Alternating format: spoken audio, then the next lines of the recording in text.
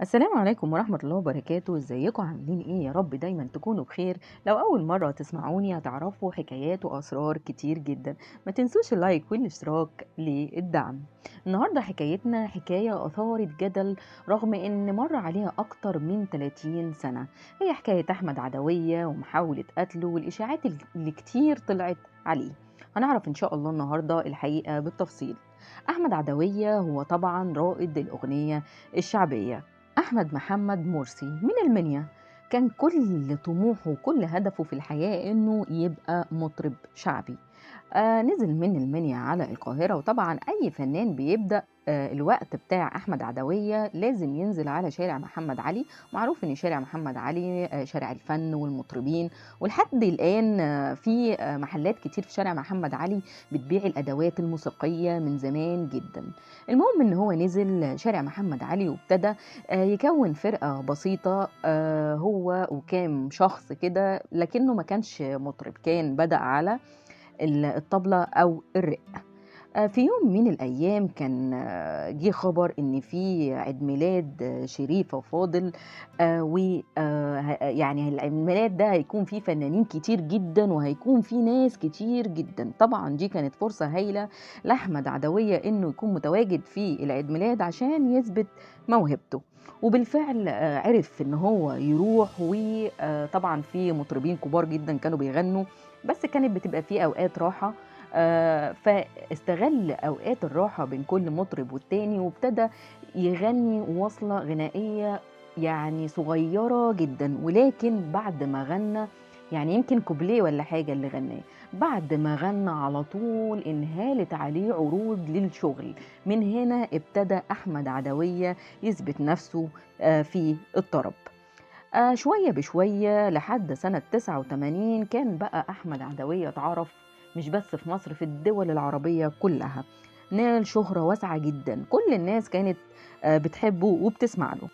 كان في أميرة كويتية كانت دايما حريصة إن هي تنزل مصر كل صيف، بتحب يعني معالم مصر وبتحب دايما تقضي الصيف في مصر. والمعروف كمان إن الأميرة دي المكان اللي فيه عدوية كانت لازم تبقى متواجدة فيه.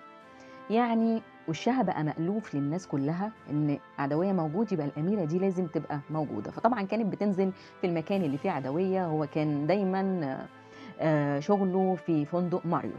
ففعلا نزلت ودايما بتبقى قاعدة جنبه في الحفلة وتقعد تغني بصوت عالي معاه، لدرجة ان هي بقت معروفة جدا ان الأميرة دي موجودة، يبقى عدوية لازم يكون موجود.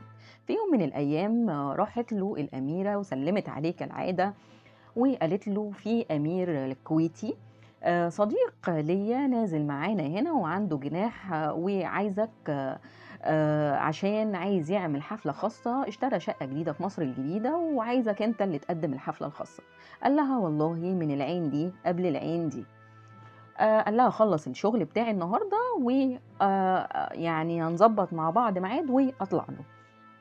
بالفعل بعد ما خلص شغله اليوم ده وراح على الأوضة بتاعته اللي هي كانت بتبقى موجودة دايما جنب حمام السباحة، واتفق معاه على كل حاجة. قال مدير أعماله روح أنت وأنا هخلص وهتفق معاه وهمشي، وأنا ماشي هبقى أكلمك. المهم ان مدير اعماله روح واستنى عدوية يكلمه، ما كلموش. تاني يوم الصبح اتصل بيه في البيت وقال لزوجته صحيه عشان في شغل مهم كتير النهارده. قالت له اصحيه منين؟ ده ما جاش من امبارح. طبعا مدير اعماله قلق جدا وجري على الفندق. اول ما راح للاميره الكويتيه وحكى لها ان عدوية من امبارح ما كانش موجود في بيته. قالت له ازاي؟ انا سبته فوق مع الامير وقعدنا شوية وبعد كده نزلت على اوضتي، معرفش ايه اللي حصل تاني. قالت له طب يلا تعالى نطلع في جناح الامير. طلعوا قعدوا يخبطوا، الامير مش موجود. بتفتح لقت ان كل متعلقات الامير مش موجودة، وفوجئت ان عدوية نايم على السرير وبيطلع غرغرينة من بقه لونها ابيض. طبعا عرفوا ان في حاجه حصلت، عمالين بيفوقوا فيه هو في غيبوبه تامه. عقبال ما هي ما نزلت تجري عشان تشوف الامير فين، لحقت الامير وهو بيركب عربيته، وطبعا كل شنطه في العربيه وكان مسافر. وقالت لهم اقبضوا عليه امسكوه ده قتل عدوية. طبعا ما حدش سمع لها، ومشي الأمير في هدوء تام وراح سافر. هو كان من الحكومة الكويتية، فما كان معاه جواز سفر دبلوماسي، فمشي. المهم ان هم نقلوه في الإسعاف، ويعني عندهم يقين ان هو مات. بعدها مفيش أي جرح سطحي، ولكن بعد التحليل الدم بتاعه أثبت إن الدم بتاعه فيه مواد مخدرة أدت إلى التسمم. الطبيب الشرعي أثبت إنها كمية مفرطة من المخدرات، معاها ويسكي، معاها عصير برتقان.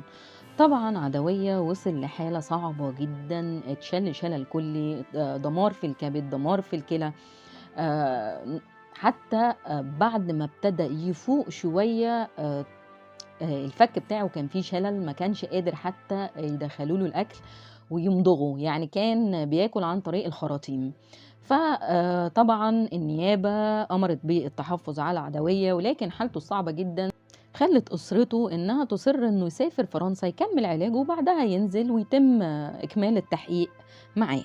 وبالفعل سافر عدوية فرنسا لفترة كبيرة، قعد شهور في فرنسا لحد ما ابتدى يتكلم شوية بشوية، ونزل على مصر وابتدى التحقيق مع عدوية، وأثبت أساسا إن المواد المخدرة اللي واخدها بطريقة كبيرة جدا، أثبت إن جسم عدوية ما أخدش مواد مخدرة من قبل، وإن المواد دي دخلت في جسمه مرة واحدة. وحكى عدوية بالتفصيل وقال أنا جات لي الأميرة، فالنيابة بتقول إن في إشاعات إن الأميرة وإنت في علاقة ما بينكم، بتتواجد كتير في الأماكن إن إنت بتغني فيها، ودايما حريصة إنها تقابلك وتتكلم معاك، وكتير شافوها معاك. قال أيوة، هي فعلا معجبة جدا بصوتي، أنا ذنبي إيه؟ وفعلا لما كنت بروح أي حفلة كانت دايما بتبقى موجودة. برضو أنا مقدرش إن أكلم حد وحش، أي حد معجب بيا أو ما ادلوش ريق، إزاي يعني؟ ده هي معجبة بيا وبفني. فقالوا له طبعا انت فاهم قصدنا ايه؟ قال لهم لا، انا مش فاهم قصدكم ايه، مفيش اي علاقة ما بيني وما بينها. اللي حصل ان هي كلمت لي على الامير اللي عايز يعمل حفلة خاصة في شقته اللي في مصر الجديدة، وطلعت انا وهي الجناح بتاعه. واول ما قعدت معاه عزم عليا بكاس ويسكي، قلت له لا انا خلاص بطلت ما بشربش. قال له ازاي؟ قال له ايوه انا مش عايز ويسكي. فجاب لي عصير ليمون. بيقول أنا شربت عصير الليمون وما حسيتش بنفسي. فالنيابة طبعا بتسأله يعني هو هيعمل كده ليه؟ هيعوز يموتك ليه؟ انت المواد اللي انت أخدتها دي كفيلة ان هي تقتل اي بني آدم. قال لهم انا ما عملتلوش اي حاجة، وسواء اذا كان غيران على الاميرة، اذا كانت اخته او زوجته او حبيبته، انا مالي؟ انا مالي يعمل معايا كده ليه؟ انا عمري ما اذيت حد. فيا ريت تسالوه، انا عايز اعرف هو عمل معايا كده ليه. طبعا بعد التحقيق مع عدوية أثبت إن هو أساسا ما بيتعاطاش المخدرات، وأثبت براءته. وفي نفس الوقت الموضوع يعني تم التحفظ عليه، لأن زي ما قلنا إن هو من العيلة الحاكمة. بعدها جت حرب الخليج، بعدها بفترة كبيرة جت حرب الخليج، فطبعا في كتير من أهل الكويت نزلوا على مصر، ومن ضمنهم الأمير الكويتي. استقر في مصر وفي شقته عادي، مفيش أي مشاكل. ولكن في يوم من الأيام تم الإبلاغ إنه الأمير الكويتي ده بيتاجر في المخدرات، وإن في عملية هتتم عن طريقه. فاتعمل له كمين، وفعلا تم القبض عليه وهو معاه كمية كبيرة من الهيروين. وبالفعل تم القبض على الأمير، واتفتح معاه طبعا التحقيق، وقال أنا ما بتاجرش في المخدرات، ولكن الكمية المخدرات دي بتاعتي لكني برضو ما بتعاطاش مخدرات. فقالوا له ازاي يعني حاجة زي كده؟ قال لهم حتى يعني وراهم ايده انه ما فيش اي علامات بتدل ان هو بيتعاطى حاجة.